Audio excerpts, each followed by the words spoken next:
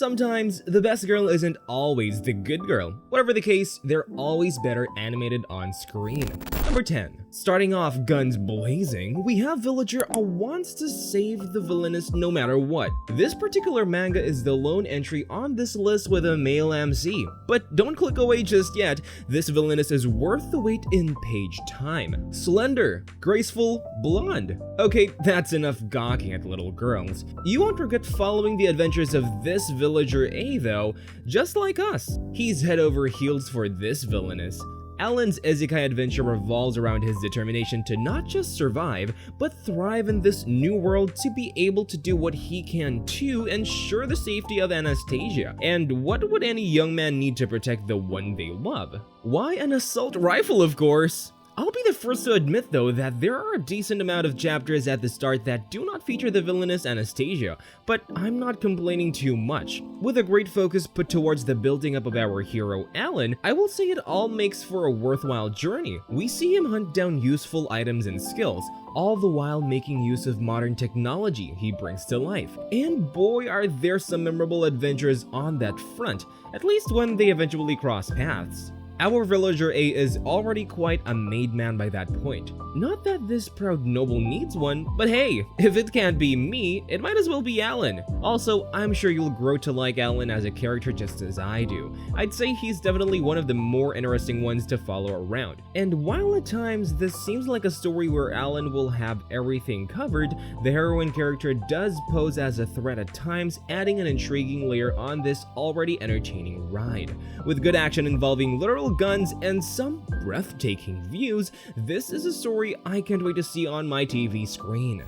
Number 9. Out to make things right, we have the One Within The Villainess. One day, a girl named Emmy reincarnated into the body of a villainess. Problem was that the villainess Romelia was still inside. From watching over Emmy's memories and her actions in her own body, Romelia found happiness with the arrangement. In fact, in a nice switch-up of events, the villainess turns out to be one who comes to love the MC. That is, if only Emmy was actually the MC to begin with. You see, that was just the intro to this baby. After doing the usual good girl act to turn the villainess's life around, Emmy's good life came back to bite her. The whole world practically turned against her because of some witch of a heroine. Another isekai character, by the way.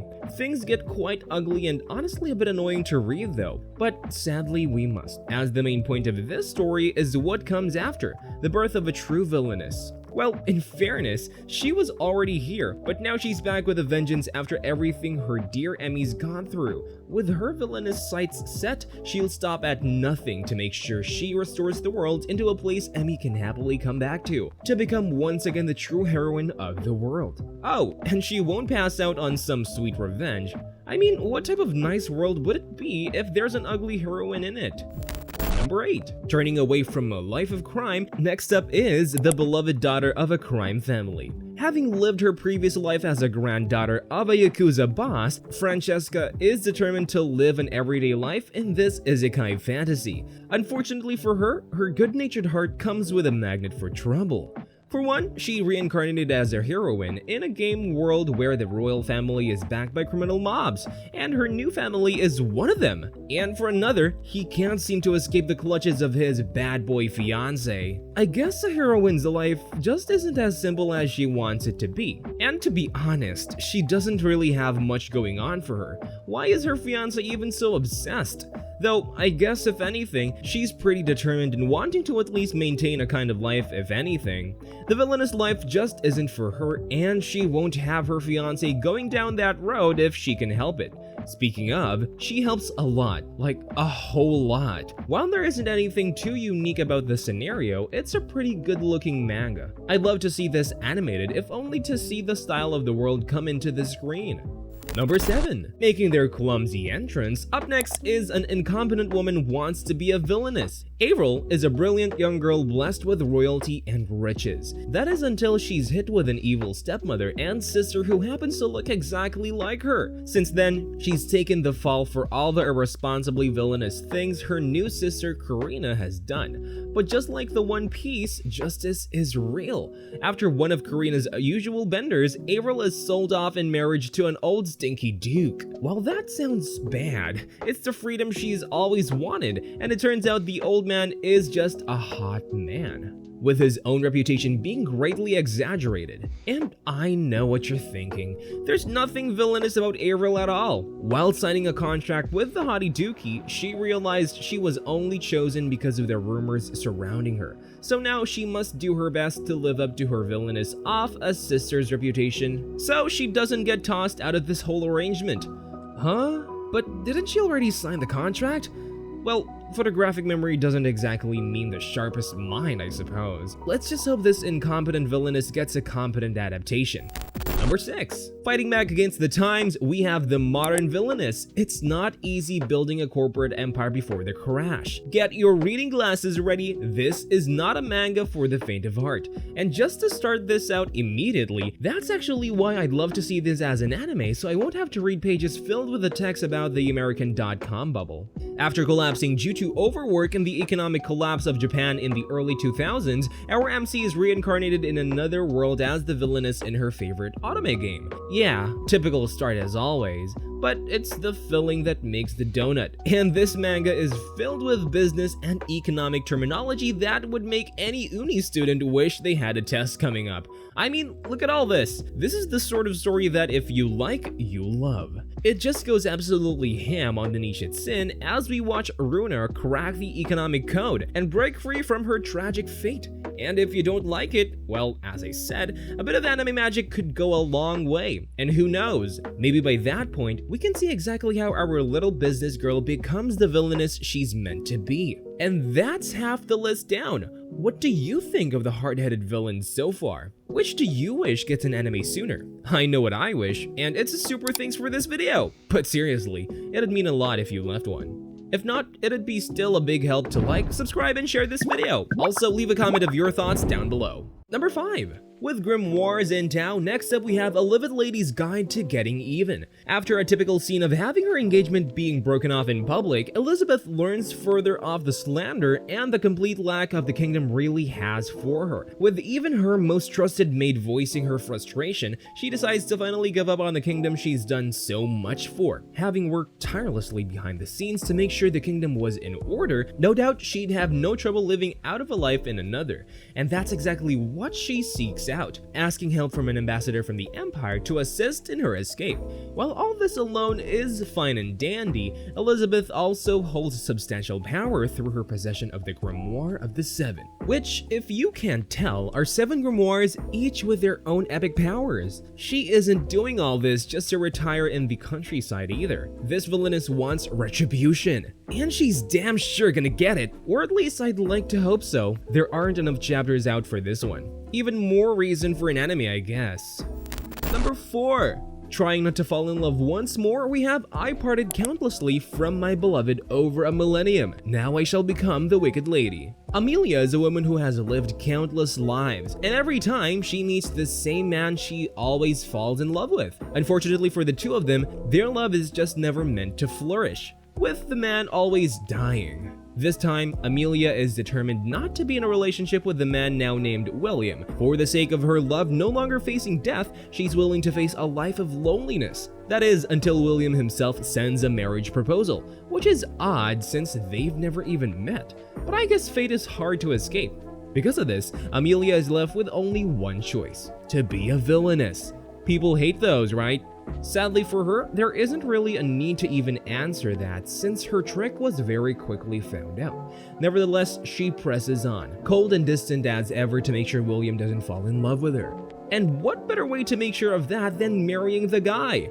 Yeah, this is getting quite spicy, and I cannot wait for more of this story, maybe even in anime form.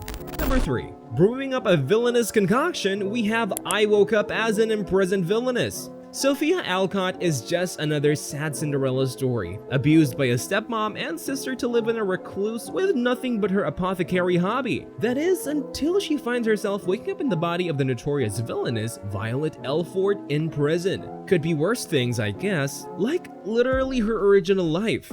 In fact, Prison appears to be quite a 5-star accommodation for Sophia. No one really believes she isn't Violet either, and she isn't really all that interested to press the issue since it isn't really an issue. Bigger problem is, though, Violet also finds herself in Sophia's own body, seemingly by her own design and with a path of high-octane villainy on her path. What schemes are unfolding between the lives of these two not at all similar ladies? Will Sophia's unjust incarceration ever be found out? Will she and the man-wife material Claude find a spark of romance? Many questions and a whole lot of intrigue in this fun manga. This is probably my personal favorite on this list so far, and I have no doubt this at least will get an anime at some point. But for now, let's strap in and enjoy reading about Sophia's prison adventures that would make even Mao Mao proud. Number 2. Keeping their cleavage exposed. Next up is Maid and the Villainess. Serena is your run-of-the-mill, low-class noble with no hopes for any interesting future. Lucky for us, she also happens to be a Gyaru in her past life, and the world she's found herself in is a game she used to love playing. She even ended up being employed as a personal maid for everyone's favorite character, the Villainess. The road ahead is rough, but you can never underestimate a gal gamer. And just like that, slowly but surely, Serena has her eyes opened, just like many of us, to the true beauty that lies in a villainess. Naturally charmed, this manga doesn't end with a simple hijinks. We meet many other characters along the way too, with every one of them needing to take caution as none shall get in between this gal maid and Villainess. It's all just really fun to see though, especially seeing the chemistry between Serena and Amelia when the heroine Estella is involved, who herself is no one-dimensional slob of a character. Everyone here just feels that much more alive and all the more fun to watch. Just an energetic comedy read throughout, and easily another one on this list that's become one of my favorites to read and read again. Now, if only I can watch it. Number 1. Among Heaven and Earth, she alone will be the lesbian. Finally, we have No Lily, No Life. Complete with debauchery and a lack of understanding of the people's strife, Marie is a pure-blooded villainess as you can be. Small little problem is her blood is about to meet the faces of an army of angry citizens, all thanks to the power of guillotine, a fate much worse than what the history books say. No one should ever want to experience it even once. Sadly for Marie, she seems to be experiencing it a lot more than once. Every time her head rolls, she finds herself at the same point in time she was before, realizing it probably has something to do with her country that is far from content. She tries all sorts of solutions. There is only so much a no-good princess can do though, but after meeting with a witch, the answer becomes clear. Do what you've always done. Have It just so happens her problems keep coming in the form of women, and that comes with some unfortunate side effects. Though, who likes men anyway, am I right? The mystery deepens though, and dagnabbit, the chapter ends there. We need an anime ASAP! And that's all we have for this episode. Did any of these titles surprise you? The Villainess tag always comes with all sorts of pleasant surprises, I suppose. As always, share your thoughts in the comments down below. Join in on the fun. If you want to see more, like this video and subscribe. Get some of your friends to join in on our debauchery too by sharing this video.